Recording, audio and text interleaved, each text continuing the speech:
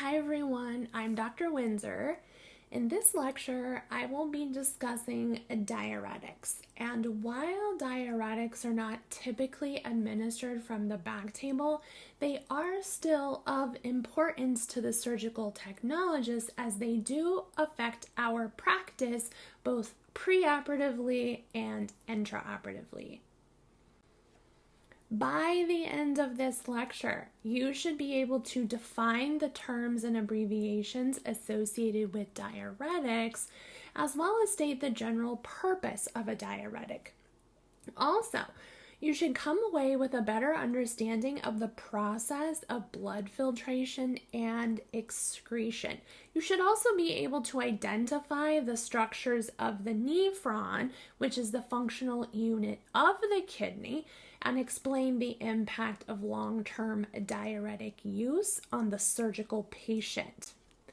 In addition to that, you should also be able to discuss how diuretics are used intraoperatively and the list of different categories and classifications of diuretics. Well, we have a lot to discuss, so let's go ahead and get started.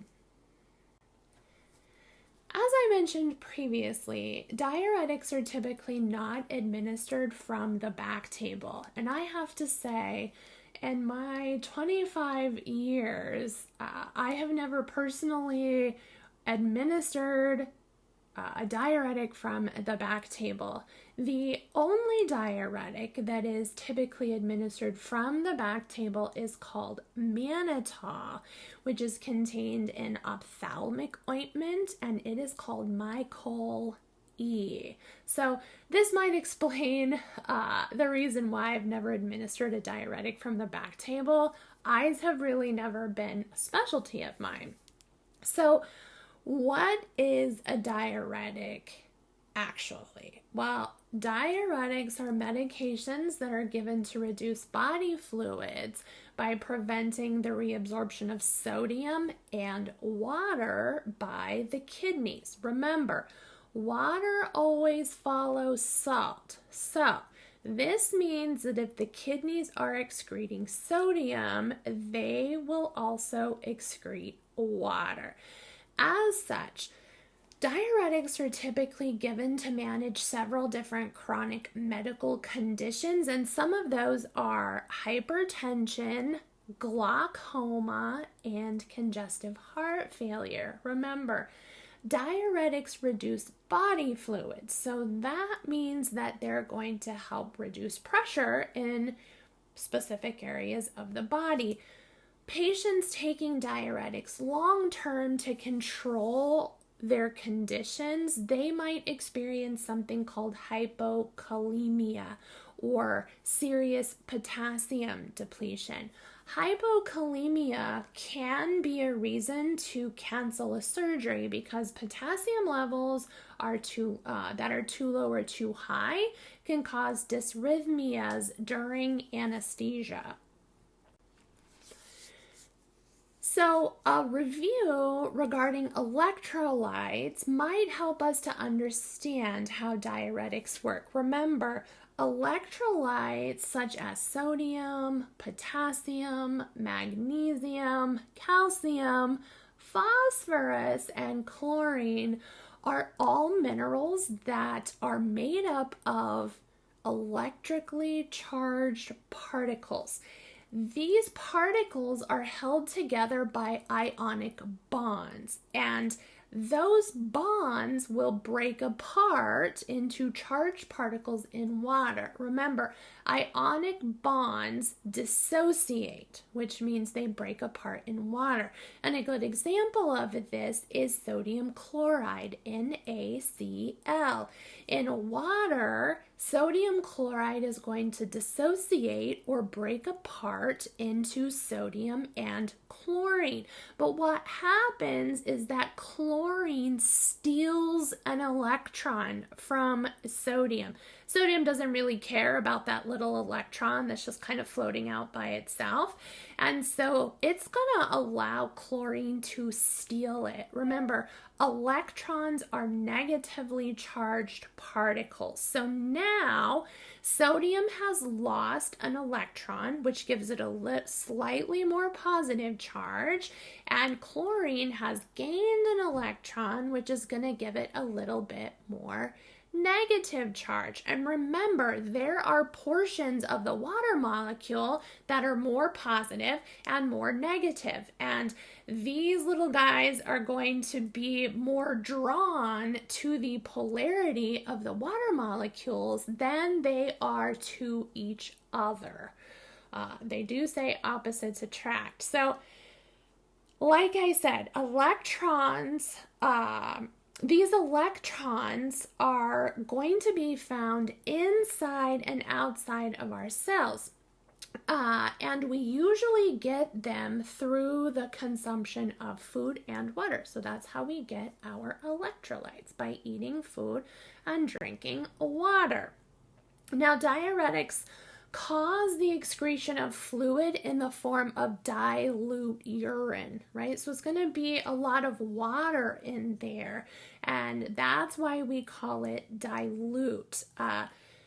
However, they also cause the excretion of electrolytes too, and the electrolyte that is most commonly excreted is sodium. There are some other electrolytes that are commonly excreted, and those include potassium and calcium, but primarily sodium. And as I mentioned earlier, diuretics cause the body to eliminate fluids, and as a result, they can help to lower blood pressure. When there is less blood volume, right, diuretic says to the kidneys, don't hold on to sodium, excrete it. So then water is going to follow that sodium, and we're going to get an increased urine output. Well, a lot of our blood volume is made up of water. So if our body is excreting a lot of water, that is going to mean it's going to reduce our blood volume. That means it's going to reduce blood pressure, because now there's less pressure being exerted on the blood vessels, and the heart doesn't have to pump as forcefully or as fast. Now, to gain an even better understanding of what a diuretic does, next we're going to review the renal process of excretion. So think way back to what you learned in anatomy and physiology class about the kidneys. Remember, the main job of the urinary or renal system is going to be to maintain that homeostasis of the body by filtering blood and removing excess water and dissolved substances. Now, those dissolved substances we refer to as solutes. And again, some common ones are sodium and potassium. And the way that the renal system does this is that it has millions of these little tiny filtration units called nephrons. So on the next slide, we're going to take a closer look at the nephron. So meet the nephron again for the first time. Here I want to draw your attention to the nephron, which is underneath this beautiful yellow arrow that you see there. Now, again, remember, your kidneys have millions of these little filtration units called nephrons. So how does this work? First, blood is going to enter the nephron through something called the afferent arteriole. That is the little red line that you see going into the glomerulus. Now, the afferent arteriole carries unfiltered blood. So this unfiltered blood is coming into something called the Bowman's capsule, which is wrapped around the glomerulus. All right. So the The Bowman's capsule is where filtration occurs, and this happens because there are these different pressure gradients there. So pressure is a lot higher in Bowman's capsule, and it's going to be pushing that solution, the water, and those solutes, those dissolved particles, through that membrane. So after that happens, the filtered blood is going to leave the glomerulus, and it's going to leave via the efferent arteriole, and it's going to be returned to the circulatory system. Now, what happens to that stuff that got filtered out? The stuff that got filtered out is called the filtrate. Right? And the filtrate is going to enter this long tube-like system, and that is called the tubule. All right, and there's several parts to the tubule. The part that's closest to Bowman's capsule and the glomerulus is called the proximal convoluted tube. And it's called convoluted because it has a bunch of bends and twists and turns in it, right? And then you'll see the long loop that dips down. That is called the loop of Henle, or the loop of the nephron. And there's the descending loop, the part that goes way down, and then there's the ascending loop, is the part that comes way back up. And then we have the distal convoluted tubule, right? It's farther away. So it's distal, and it again has a lot of twists and turns in it. And then that last part that kind of comes straight down, that's called the collecting duct, right? So throughout the filtrate's long journey, after it's been filtered out by the Bowman's capsule, it's going to traverse this long and twisty tubule, right? And during its journey, waste products are going to be eliminated, and water is going to be eliminated or reabsorbed, and sometimes molecules are reabsorbed as well.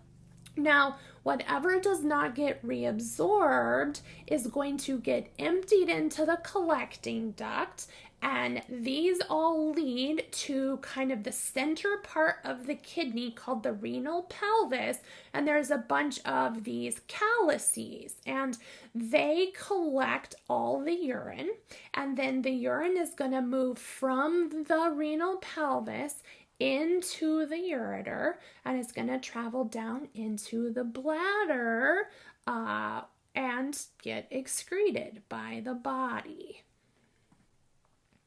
So as I mentioned previously, diuretics are used to treat many diseases. Long-term use, though, remember, is going to result in the depletion of electrolytes. So, for example, an abnormally low potassium, we refer to this as hypokalemia. Now, potassium plays a vital role in nerve impulse conduction, as well as acid-base balance and the metabolism of carbohydrates and proteins. So it helps our bodies be able to break down those macro and micronutrients. High levels of potassium are also needed to help our muscles work correctly. So potassium is needed for smooth and skeletal muscle contraction. So patients that have hypokalemia, they're going to have muscle weakness, and they might also have arrhythmia. Now, on the flip side, patients with hyperkalemia, which is an abnormally high level of blood potassium, in extreme cases can experience a decreased heart rate and force of heart contraction. So this typically presents itself as tachycardia, like an extremely fast heart rate, and then it progresses to bradycardia. Patients that have a long-term term history of diuretic therapy are going to need to undergo some blood tests before we do surgery on them so that we can make sure that it's safe to operate. The long-term diuretic therapy is most commonly seen in elderly patients with some sort of systemic fluid management conditions. And like I mentioned before, that could be hypertension or heart or liver failure. The normal potassium level is typically 3.5 to 5.0 milliequivalents per liter. And it's important to note that patients with significant hypokalemia may need intravenous potassium before they have surgery. So if it's emergent, that's a different story. But if it's a non-emergent surgery, they're going to potentially delay or cancel the case altogether if they determine that the patient needs potassium. So here's a little scenario. The situation is, let's assume here that a patient fell and they broke their hip, and surgery is scheduled for Saturday morning, and the patient's potassium level is 2.9 milliequivalents per liter. So in this situation, we want to be ready to go, but we don't want to open the sterile field. And this is because that 2.9 potassium is below the normal low for potassium, right, which is 3.5. So the patient's going to need to be cleared by anesthesia before any procedure can be, conducted. So even a slight deviation from the body's normal potassium level range can lead to significant problems during surgery. So we're going to need to get anesthesia's thumb up before we proceed with surgery. So although, like I said, diuretics are rarely used from the back table, it's important for us to understand how the intraoperative use of diuretics affect the surgical patient. Typically, diuretics that are administered intraoperatively are categorized as short-term therapy. This is appropriate in situations where we have a condition, the patient has a condition, and it requires a rapid but temporary reduction in fluid volume. Some examples might be the reduction of intraocular or intracranial pressure, as well as protection of the kidney function. And when a patient is receiving diuretic therapy, it's essential that we make sure an indwelling Foley catheter is inserted before surgery because they're going to be putting out a lot more urine. So by putting in a catheter, we make sure that they don't rupture their bladder or that they don't urinate on themselves, but it's also going to assist with the measurement of urinary output. So here's another scenario for you. Here we have an 82-year-old man with congestive heart failure, and this man is experiencing a femoral embolism.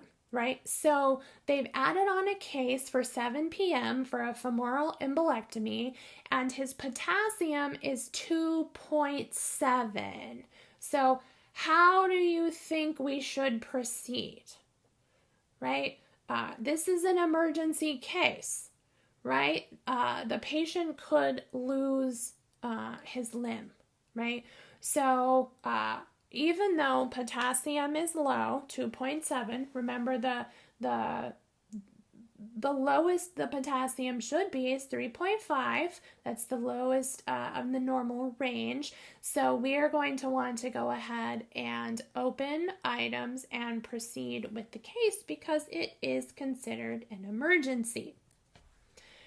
So just to review the case, the procedure is emergent, right? There's a possible loss of limb, so we need to perform the procedure. Anesthesia might consider a local or regional anesthesia to avoid the risks associated with a general anesthetic. So take a peek at table 7.1 in your textbook. You're going to see a summary of diuretics by classification, and these include loop diuretics, thiazide diuretics, potassium-sparing diuretics, carbonic anhydrase inhibitors, and osmotic diuretics. Now, loop diuretics are really potent and they remove fluid by inhibiting the reabsorption of up to 30% of the sodium that's in our body. Lasix is an example of a loop diuretic. Now, thiazide diuretics are lower in potency and they're typically used to treat hypertension and mild chronic edema. They inhibit the reabsorption of about 5 to 10% of the sodium, and Diuretil is an example of this. It's usually seen in the medical setting, this one. Now, potassium-sparing diuretics are also low potency, and they can also be used to treat edema and hypertension. They inhibit only 1 to 3% of the sodium load, and they are commonly seen in the medical setting as well. Inspra is an example of a potassium-sparing diabetic. Moving on to carbonic anhydrase inhibitors. These are also low potency and they are typically used to treat glaucoma.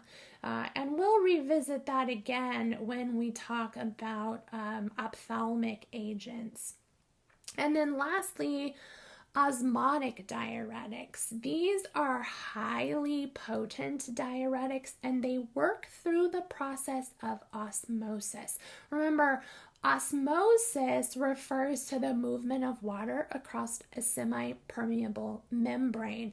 And what is going to happen is fluid is going to move from a high concentration to a low concentration. It doesn't take any energy from the cell for this to happen.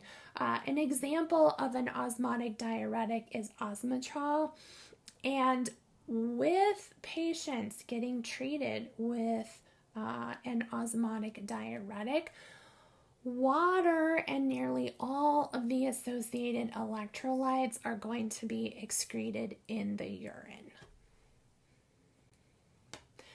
All right, so thanks for listening, everyone. That's really all I have to say about diuretics. I hope this lecture provided you with a better understanding of diuretics and why they're important to the role of the surgical technologist, and I hope to see you back here next time. Until then, keep honing your craft. Thanks. Take care.